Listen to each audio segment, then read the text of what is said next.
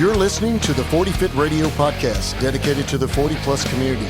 Join us as we discuss the truth about fitness and health using science, reason, and the experiences of our host and content experts. Welcome to the 40 Fit Nation.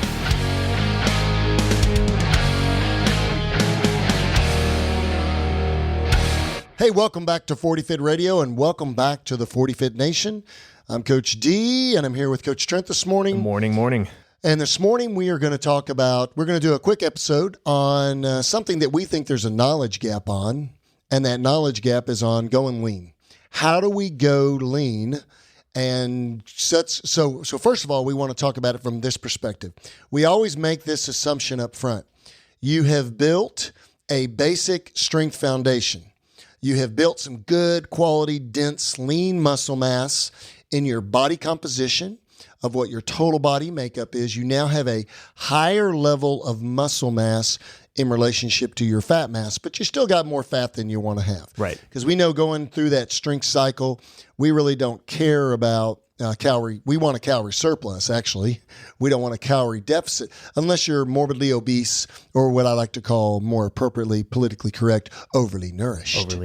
And so we're going to talk today about going lean, and what are some of the things that we do with our client base to get people to go lean, especially when you're over your 40s. I mean, is it fair to say that if somebody has not finished novice linear progression yet, that they just need to pause this episode? Yes. Go train doing novice linear progression for the next 3 to 6 months or however long it takes to run it out, exactly. And then come back. Because if you're not there yet, it's probably not even worth doing what we're about to talk about today. Yeah, I think you're just putting skin on the bone on this animal in regards to that concept of, if you haven't finished a basic barbell novice linear progression, then you probably don't have adequate lean mass to help us drive your metabolic rate. See, one of the reasons why we want you to be strong, number one, for its function, number two, for its overall health benefits, and then number three, to reach our other, you call secondary and tertiary goals, which would be to drive a more healthy looking body, aesthetics, and to help you go lean when you're ready to go lean. Right. We don't want you to go lean when you're trying to get strong. Yeah. Generally speaking. And there are some individuals that we get in the gym that are, 100 pounds overweight, and we can do some calorie sparing with them, or, we can some calorie restriction with them, and they still have enough fat mass on board, and they have a small enough lean mass where we can drive their metabolic rate through strength training, and then also some calorie sparing or calorie restriction. They can actually lose weight while they gain lean mass. Right. But the offset's got to be pretty large. Right. And let's be clear too. If you're a novice right now and you're listening to this, keep going. Yeah. Keep training your program. Yeah. And it's our experience that people that go through novice linear progression without doing any of the stuff that we're about to talk about today, they lose body fat. Even people who come in that are at, let's say, if you're males, like 20% body fat, 22% body fat, it's our experience that just going through novice linear progression, they'll end up at a lower body fat percentage than they started. Yeah. So you don't need to think about any of this kind of special kind of leaning out protocol in order to lean out. That's all you need to do right now is drive your lean mass, and you will lose some body fat. Yeah, and we're not you're not doing a bikini competition for a woman or a whatever they call for the males, a fitness male, whatever they call it now. Males also wear bodybuilding. Kind of. Well, that's if they're doing bikini, if they're doing true bodybuilding. Right. But if they're doing like the fitness competitions, then they wear like a board shorts. That's the fitness look or whatever. But whatever. But I don't get into that world, and I'm not against that world. I just don't get into it. Yeah, it's not our world. No. But basically, I mean, you're right. I mean, people need to think about this in perspective of priorities. And, we always say that answer, it depends. There are a lot of it depends in this area of trying to go lean, because there are a lot of things we look at as coaches.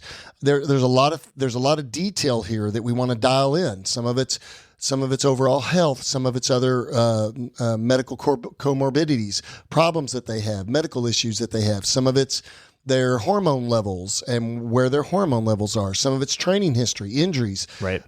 Stress levels. There's all these different covariates that kind of contribute to the whole equation of how we're going to train someone, how we're going to approach a client, and where we want to take them. There is no one single program that meets everyone's needs other than getting stronger through a novice linear progression. Right. That program will meet everyone's needs, and it eventually helps us to reach the other goals that we're going to have in the future. And like we said, number one, function. Number two, being healthier, being stronger, more able. Again, that's function. Number three, driving metabolic rate through the ceiling by having more muscle mass. We've talked about this ad nauseum, but I don't think people, you said, well, we've already done an episode on that. Yeah, but I don't think people really get this. They haven't quite bought into the idea because the dogma in the fitness world has been cardio, aerobic training, cardio, aerobic training, right? Spin on the bike longer, do more running, and I'll tell you, if you talk to a female that runs as part of her exercise program, she'll tell you if she wants to lose weight, running is the only way she can lose weight. And well, we talked about this in the conditioning myths episode we did a few episodes back, that we even see a lot of people who are totally bought into strength training that they're like, all right, yep, I want to lean up for the summer. Throw me some conditioning. Give me more conditioning. Right. And it's like, whoa, hold up. What are you trying to do here?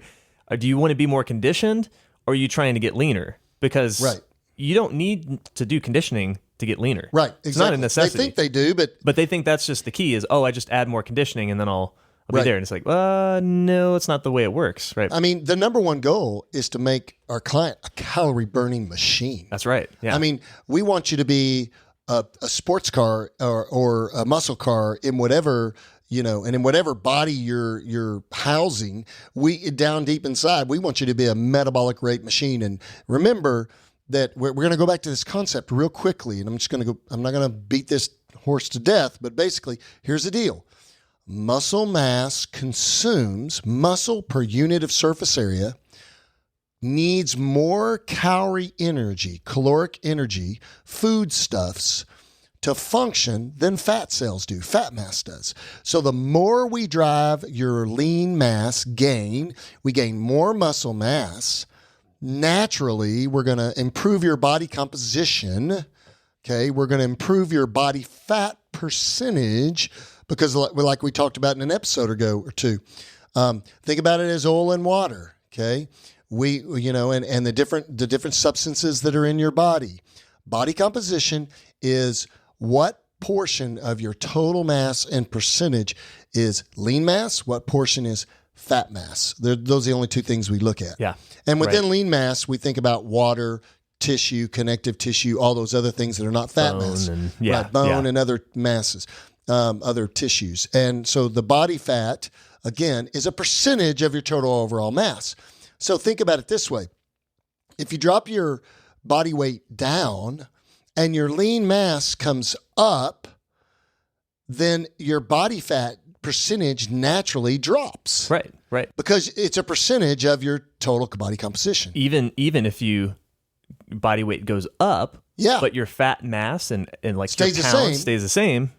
That's you right. Lost body fat percentage. Right. Yeah. You have less body fat percentage of your total mass. That's right. People don't get that. And that's what we see, I think, during novice LP primarily. Right. Now, people who are very overweight or overly nourished will actually lose body fat too, in addition to gaining lean mass. But somebody who's not super overweight is going to see their lean mass go up and their body fat go down maybe a little bit. But really what happens is that their lean mass goes way up and their body fat stays the same. Right. And then all of a sudden, their body fat percentage goes down, even though they haven't technically lost fat. Right. And when you think about it, I mean, if you take a guy who's 225 and he's got 18% body fat, and you take a guy that's 145 and he's got 18% body fat, those two guys look totally different. Totally different. Yeah. They look totally different. Yeah. And the 225 guys squatting over 400 and deadlifting 5 or whatever, pressing 200, that's a different machine. He looks like a big jacked dude. Yeah, exactly. And he looks like he trains when he has a shirt on. Exactly. And they're the same body fat percentage. That's right. So it's all about, it depends. Right. And so we're talking about going lean. So the number one thing that we recommend before you try to go lean, like we said, is number one, get strong. build your metabolic machine inside your body. It's going to be easier to go lean. It's going to take you a little bit longer to do it, but get strong. The beauty behind getting strong is it has long-reaching effects. It has benefits and effects that go far beyond weight loss.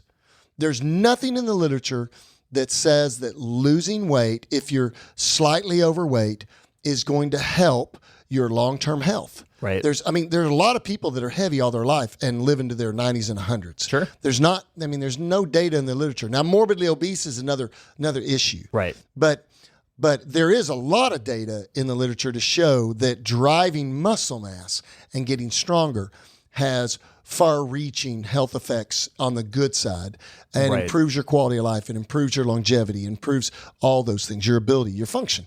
And so we want to drive lean mass first. After we've done that, the second thing we're going to address with you when you say, I want to go lean is we're going to dial in on your nutrition. You know, I hate that so bad. That hurts. Donut in your hand right now? That hurts. Got to put that down. Or that one little thing. I've got a client, she comes in one of our classes, and she loves these little Dove chocolates. Oh, yeah. And so when she has to, she'll sit at home at night and just munch on pound chocolate. 5-10 of them, these little Dove milk chocolates or whatever they are. And she knows that when she wants to lean up, she's got to back off on the chocolates, And so, but number one thing is your nutrition. You cannot exercise off a bad diet or bad nutritional plan. You've got to dial in your diet at that point. You've got to start counting your macros or using some other diet method where basically you have a calorie deficit, not a surplus, but you have to make sure that you keep your protein on the high side. Yeah. We want your protein on the high side. We're going to pull your fat way back, eventually, and we're going to make sure that your carbs are coming from good, clean sources, good, fast-burning carbohydrate intake. Yeah. Okay? Yeah. So those are the things we're going to do. We're going to make sure your protein is high, and for a male, generally somewhere between 150 and 200. For a female, somewhere between it matters on their size, it depends, probably somewhere between 120 and 150-ish. Right. Somewhere in that range, 130 to 150. So, but that's the protein intake on your macros. We want your protein to stay high because as you're dieting, you're losing weight like 2, maybe up to 3 pounds a week if you're a fast burner and you've got a lot of weight to lose. And you think, man, I'm rocking this thing. Yeah, and you're losing about a half pound of muscle mass every week. That's right. Yep. So this is... that's a cluster. This we don't want that. Just biology. It's just the facts of life that if you lose weight, you're going to lose lean mass and fat mass. If you gain weight, you're going to gain fat mass lean mass. But, and this is the key, training and nutrition can skew the ratio one way or the other. And that's what we're trying to do when we cut, is we're trying to skew that ratio as much towards fat loss as we can. But even with our nutrition and our training and all that dialed in, we're still going to lose some muscle mass. It's just part of the deal. And not all weight gain or weight loss is equal. I mean, not all weight gain is equal. Not all weight loss is equal. Yeah, People just think, hey, I'm losing weight. They think it's a positive thing. Might not be. Right. Might not be. If your protein is down in the tank and you're consuming a lot of carbohydrates and fats, you may be becoming skinny fat. Right. That's just not good. To look at the extreme, I think everybody recognizes that somebody that's going through chemo and losing weight, that's not good weight loss, right? No. But we it's can usually muscle mass. That's right. Yeah, and so we can, you can create the same condition in your body if you're not, and I feeding right. That's right. I tell all my gastric bypass or all the other surgeries that they do, stapling and stomach stapling, and all the other surgeries that are out there now, the balloon and everything. I tell those patients, I don't care what your weight loss is. I want to know what you're losing. Yeah. I mean, and I think there's a big learning gap there. There's a big gap there. And I know that surgeons or physicians in that arena have gotten better at assessing that. But I'd love to have a guy on the podcast or a lady on the podcast that does bariatric surgeries and just talk to them about that theory and talk to them, because my experience has been in the clinical setting that those individuals that come to me with back pain or shoulder pain or and sometimes they've had a gastric bypass. They've lost 100 pounds in a year or something like that or less. Yeah, right. And so, but they can barely get up from a chair without the use of their arms. They're so weak. Right. Right, They're right. so weak. And they were actually stronger when they were bigger. Right. And they were probably actually healthier, maybe. I don't know. I mean, now they're so malnutritioned because they have to limit what type of intake they get, because of their gut health and because what their gut can process. Because the changes in their anatomy, and so I find that those people are skinny fat at that point, and they're emaciated, and they need to get some muscle mass back on their frame. If I were a gastric bypass patient, the first thing I would do is get into a novice linear progression. Absolutely, I would start strength training as hard as I could, and I would try to get as much liquid protein as I could tolerate, and I would try to drive lean mass gain. Problem with that is there's a psychological problem there because people aren't losing as much as they want to because they're gaining lean mass, and right. I get it. So basically, number one, you got to be strong first. Number two, we need to start watching your diet, and I don't care what diet you're doing, what nutritional plan you're on, they're all about calorie deficit. Right. They're all about calorie deficit. And let's dig into that a little bit more. So one of the reasons why we say that you can't out-train a bad diet is because in our modern world, we have so many calorie-dense foods that it's trivial to eat 1,000 calories in a sitting or more or far more. Just the other day, my wife and I went to Brahms and we got a combo. We got the number 2 combo, double cheeseburger, the crinkle cut fries. And then you get a soda with that, but we don't really drink sodas, so we substituted that for a 16-ounce milkshake. Mm-hmm. Yeah. Now I probably in that one sitting, it probably took me about 10 minutes to eat 1,300 calories. I think is the whole thing, the whole shebang is about 1,300 calories. Okay, that took me 10 minutes to eat. I could run all day. I can't run all day, but let's just assume that for the sake of argument, I could run all day. I probably still wouldn't burn 1,300 calories, right? The only chance I have of metabolizing a meal that huge is the fact that I have a lot of muscle mass on my frame, and my basal metabolic rate is somewhere around, I don't know, 2,500 calories a day. Sure. So, but you can see really quickly that if you eat an extra meal or even like too many extra snacks during the day, especially when they're really calorie dense, high in fat, very calorie dense, high in sugar, very calorie dense, then it's easy to way blow through your macros. And I think that's where a lot of people go wrong is they might, especially, the audience that's listening to this, a lot of the people I meet have pretty good nutritional habits for everyday life, right? They eat lots of protein, they're eating plenty of meat and vegetables and some clean carbs. The people that we train, but where they might miss the mark in terms of leaning out, like we're talking about, is that extra stuff, right? It's the alcohol, it's the candy bars, it's the ice cream, that kind of thing. Yeah. So you got to recognize how calorie dense hot what sauce, you're eating. Yeah. Queso, tortillas. Do we need to go to Chipotle after this? We're in Texas. Oh, forget Chipotle. Let's go to one of the Mexican food places, Tex-Mex or something. But I mean, people, the key is at some point, it's like your budget. Right. You really don't know how much money you're spending. You look back and you go, how did I spend that much money? There's no freaking way I spent that much money. And then you look back over your budget and you're like, you start budgeting and you start putting pen and pencil paper to it, and you're like, oh my gosh, I did spend that much money. In fact, I spent more. Right. And so it's the same thing with our diet. My general experience has been, even with trainees, even with the people we train, even with myself, I'm usually low on the protein side, and I'm kind of, if I'm getting a little fluffy, I'm just high on the miscellaneous food group side. Sure. Which would be, it could be everything from chips, more tortillas than I need when I eat fajitas or something like that. Or it could be snacking on bad snack foods, or more fat-rich foods that are not good fats. They're not like avocados and olive oils and nuts and seeds and things like that. And then also, you've got alcohol involved too. And so alcohol is just empty calories, no significant purpose. In fact, the jury's still out, but there is some literature to show that alcohol limits lean mass, muscle protein synthesis. So that too can be a problem. And so the number two thing is you've got to dial in that diet. Right. You've got to be disciplined. You got to do that for a period of time until you get a routine built down. And then, I have the same thing for breakfast every single morning. I know the exact calorie intake. I know the protein, the carbs, and the fats of it. And so it makes it easy for me. I don't need food to be creative and exciting, when I'm in that mode. Right. Yeah, I think that's the thing that I've noticed about people that are lean, that get lean, that are not just genetic freaks and that just are naturally that way. They do that. They eat the same thing every day. Right.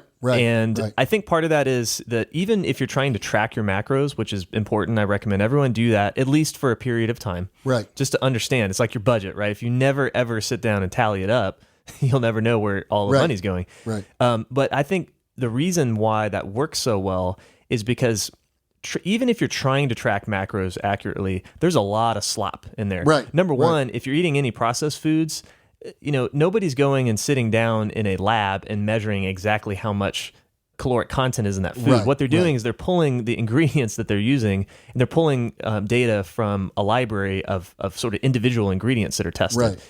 And then they're putting that together in a label. So that's one thing, right? So there's the label's sort of directionally accurate, but maybe not bang on. If you're eating whole foods, what if you have a large avocado versus a small avocado? There could be a lot of extra calories, right? Right. And so it's hard to control for that stuff when you're tracking. But if you're eating the same thing every day, you're just following the results. Right. You're like, hey, I'm getting leaner or I'm not. And if I'm not getting leaner, I'll pull out just a little bit more. And because you're eating the same thing every day, it's easy to control how much you're supposed to be having at each meal. And if you're eating different foods all the time, that's sort of like, you're just changing all these variables constantly. How do you know what's what? It's hard. It'd be like investing in 10 different investment models. You don't know which one's more. And then constantly switching. Right. It's hard to analyze that stuff when you've got all those variables involved. So we're limiting variables, basically. Right. So it's not the only way to do it, but it is a commonality. People who are lean, they tend to eat the same things every day. Well, they have a lot of times they have a more regimented diet. They have a more regimented lifestyle. In general. I'm going to tell you that success in life is built on regiment. It's built on your hidden daily routine. It's not built on your creativity always. Right. I mean, there are some things in life that you need to be creative for to be successful with, but in general, and this is generalization, I know that, but a lot of success is built on daily routine. And so the goal here is that you've got to rein it in for a while so that you get some control over it. And you get positive control on it, that you don't browbeat yourself about it, especially if you have a problem with eating disorders and stuff like that. Be careful in this area. Seek counseling. Make sure that you're leaning up for the right reasons. Right.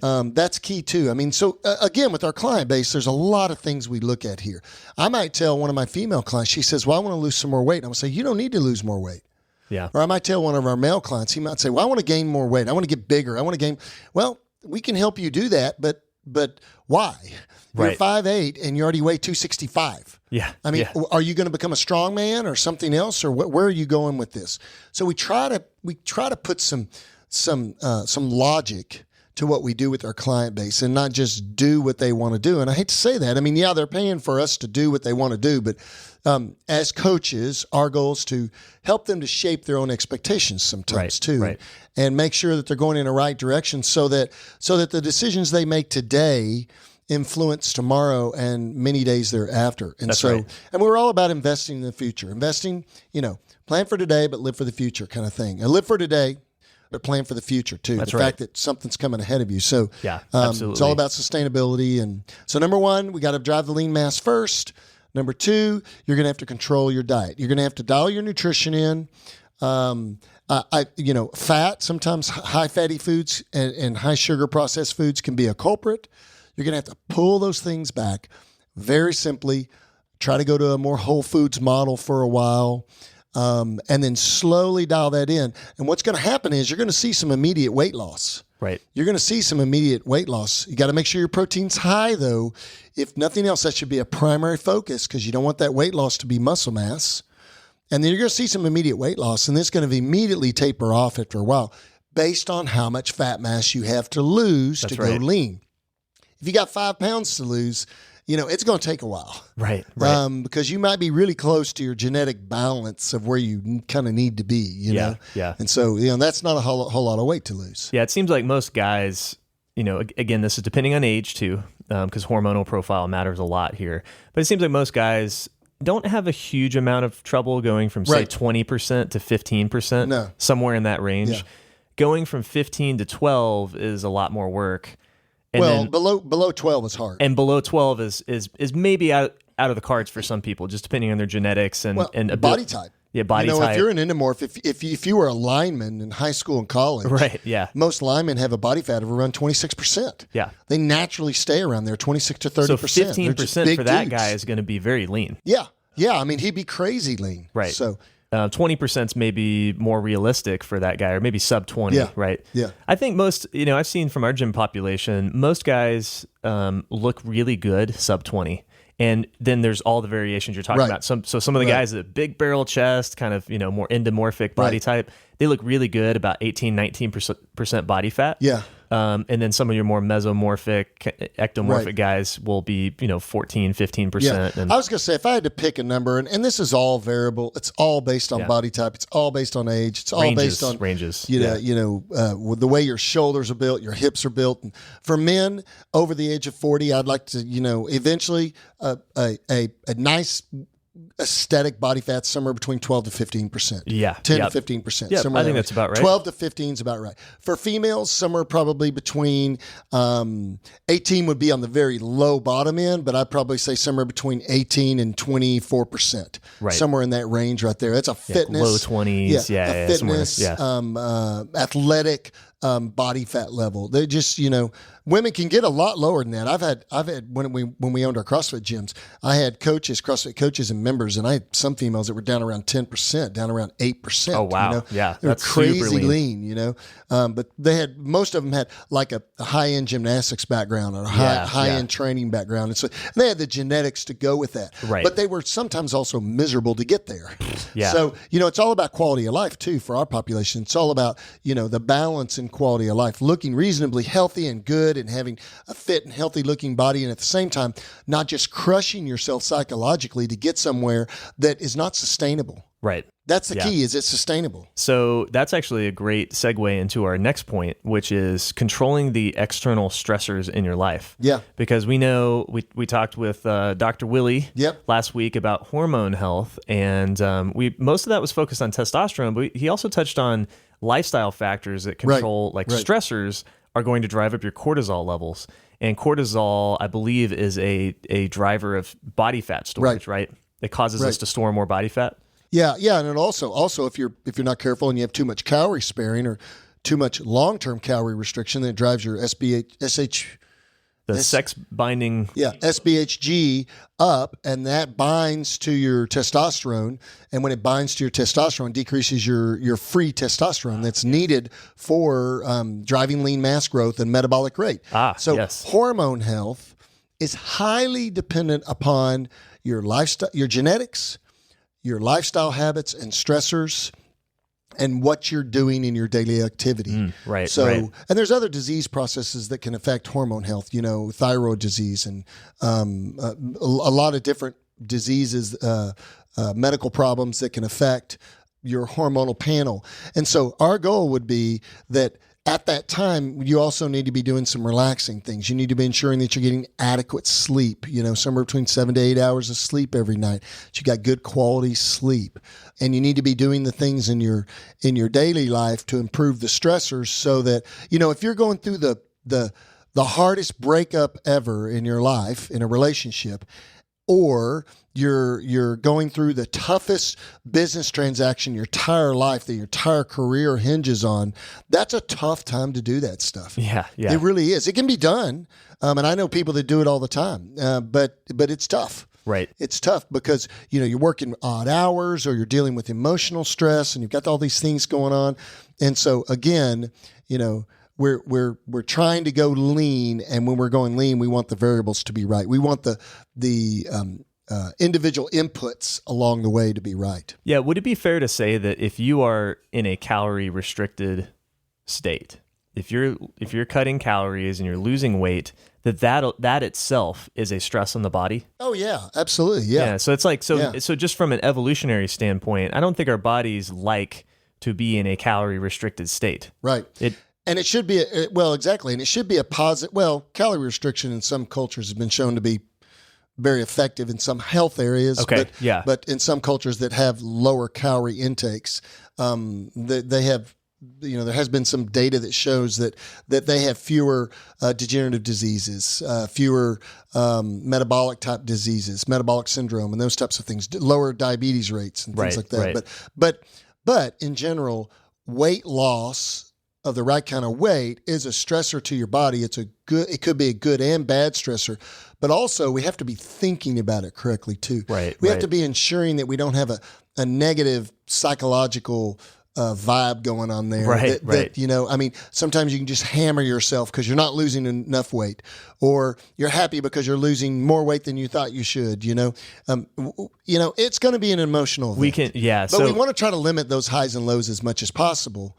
And also recognize that after we address, these stressors in your life, that the last thing that we might talk about would be maybe increasing the input of exercise activity or the activity level in your life just to get a little bit more calorie burn.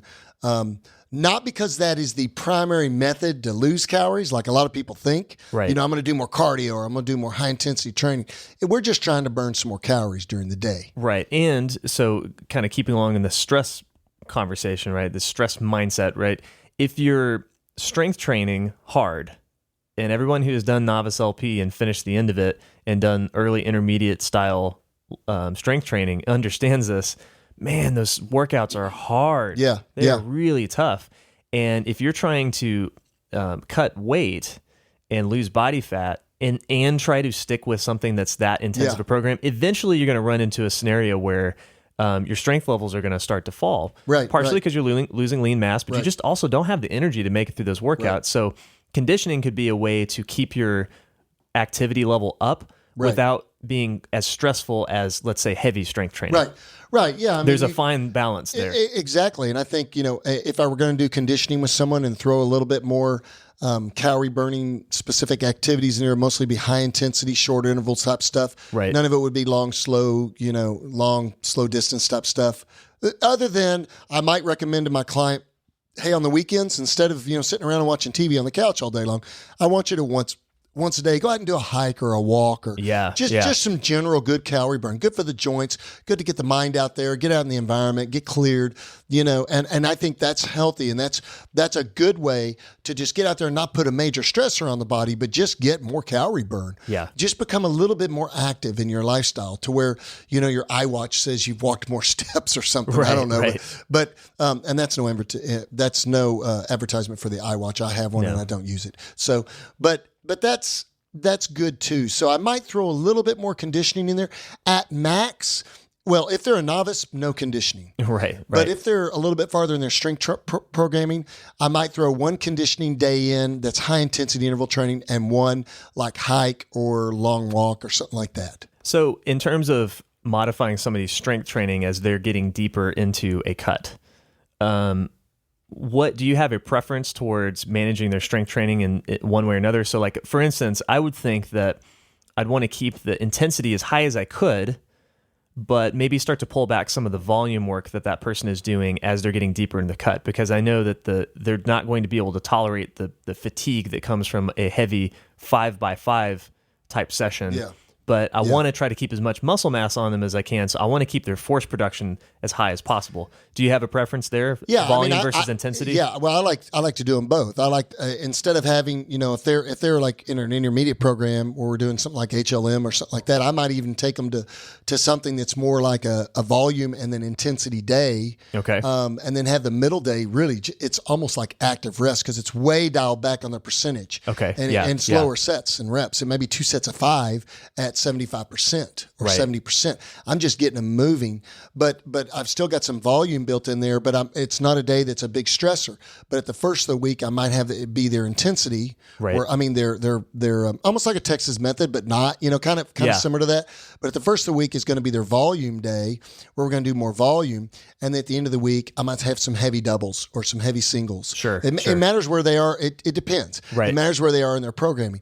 Number one, still driving gains in whatever micro or macro cycle they're in, right? Where they're at in their training. But number two, recognizing that if we're getting closer to that target weight and that target body composition, it's going to be tough. Right. And there's going to come a point where those lines intersect, and their gain's going to stop in strength, and their weight loss is going to stop. And you've reached the goal. Right. Basically, you have reached the goal. Hopefully that's not premature, and that you hit that right in the right amount of time to where the body composition's about where you want it, the strength's about where you want it, and then you can figure out what you want to do from there. Sure. Yeah. But I think, again, we add that cardio back in, or I hate to use the term cardio because that's people have a nomenclature. They think about cardio in a certain way. High intensity interval training is a better way to put it. And it may be monostructural. It might be rowing intervals or Tabata air bike or something like that, or sled. It might be some sled work. I love the sled, Yep. It's great on the joints. And so, just things like that to try to get more calorie burn during the day. And those things sometimes I reserve until I have to use them. In other words, if we're getting calorie burn, why add more activity in? Right. Yeah. And then at some point when that starts to stagnate, I'll bump a high intensity interval workout in there. Yeah. And then I get a burn, and they get that positive psychological effect too of saying, "Oh, I lost another pound." Right. And all along the way, if we're doing a cut, I want to be checking their body fat every probably 30 days. Yeah. So yeah. I'll be checking their body composition through either skin fat calipers, DEXA scan, or some other methodology, hydrostatic weighing, whatever. Yeah, that's good. Body tape. One last question. Sure. If we go back to the nutrition piece of this, do you have a preference in how long somebody cuts? So let's say that, because I've heard our friend Santana talk about this, where he doesn't like to have people cut for too long at a time. In other words, they need to take a break. And maybe it's just for psychological reasons. Maybe there's some physiological stuff going on there. But do you have a preference? Like, really you should only aim to cut for 8 weeks or 12 weeks or whatever. It depends. Okay. Yeah. How much Depends body fat do we have to lose? Yeah. If someone's 100 pounds overweight, you can do that for a while. Sure. If someone's 20 pounds overweight, they're going to hit a wall pretty soon. Yeah. And so I think it just depends. It depends on their size, their total body mass, the psychology of it. I specifically look at the client's affect from a training to training day basis and make sure that they're on top of it. When I start to see them wane a little bit and they psychologically begin to cave on me a little bit, I give them a break. Sure. Yeah. Sometimes I tell them, hang on, you can do this. But at other times I say, hey, let's take a little break. Let's give you a little cheat meal here and there. Let's just maintain our weight. And let's give you a little bit of this or a little that. And Sure. let's back off a little bit, decrease the intensity of lifestyle habits that we've developed, because we might be really rigid at that time. Right. And maybe give it a little freedom and then come back. Humans don't do really well with neglecting themselves. And that's not neglecting, but with the sense that they're not getting something that they want for long periods of time. Yeah. They just don't do well with that. Yeah. White knuckling your way through something just doesn't work. No. And the mindset has to be right. So I look at the mindset. Yeah. But I would probably say no longer than 8 to 12 weeks, or somewhere in that range. Like that's a pretty long and we time see, that would be 2 to 3 engaged. months. Yeah. But I kind of want to see where they're at mentally too. If they're caving on me mentally, that game completely changes. Sure. Yeah. So, yeah. But those are the things we do, man. Yeah. That's if you go on the startingstrength.com, there are some articles by Jim Steele. He got into bodybuilding at one point. I think it was kind of later after he was more of a power lifter. If I remember correctly, but he's got some really entertaining reads about his forays into bodybuilding, and I think he actually was quite a high level masters bodybuilder. And one of the things I remember him talking about was his coach and kind of managing his mind during the cutting phase. And granted, this guy's a bodybuilder; he's going for the extreme, right? He's trying to lose an extreme amount of body fat, get super lean. And one of the things his coach had him do was he said he could have a cheat hour every so often, and he said, in this hour, you can eat whatever you want. If you want to go to Taco Bell and order 100 tacos, if you can eat them in an hour, go for it. Right. If you want to eat a gallon of ice cream, sure. Right. You get whatever you want in this hour. Because you're not going to be able to do that. That's right. And that was the thing. Sick. So he talked about all week he'd just be thinking about what am I going to get? Should I get, should I go get Tex-Mex? Should I get a steak? Should I, what's it going to be?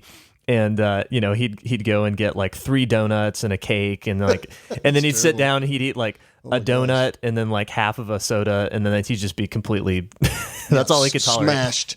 Yeah. And he's like, I don't want to eat another He's meal like, for 3 weeks. I can't actually eat any calories. I can't enjoy it that much. But it's pretty funny. It's an entertaining read. I think again, we want to be balanced in how we do this. I see so many unhealthy habits in the way people think about food and training and everything else. On that note, and myself included. With I know a couple of amateur bodybuilders that have done it for years, and they're interesting folks. Yeah, well, yeah, it's a very extreme mindset, and I think that it seems like popular culture and the type of aesthetic that we celebrate in popular media. Yes, I would argue it's a pretty extreme aesthetic, and you don't get there without chemical assistance and or an extreme lifestyle, and that's just not. A lot of those people aren't very psychologically healthy.